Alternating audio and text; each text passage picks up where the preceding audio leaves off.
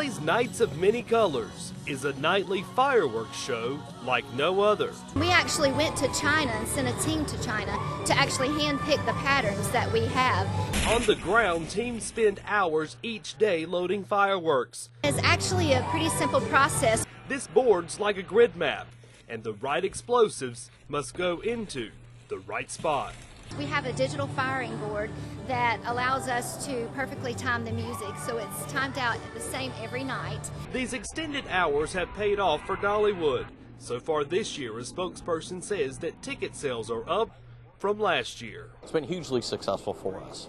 I mean, if you look at our attendance last year and the number of people that came after 3 just to see the fireworks at night, really made our summer. Owen says the park worked hard to make this show different than you'll see anywhere else. And it began with the music writer. And it's something that we can do here that no one else can do because we have Dolly Parton to write the music for us. And I think it does elevate who we are in the industry a little bit. And if you're curious, the butterflies, flowers, and stars paint the sky every night exactly the same. We're able to actually sit at a computer and sync those fireworks and all the patterns to specific measures in the music. In Dollywood, Kyle Granger, VLT, Local 8 News.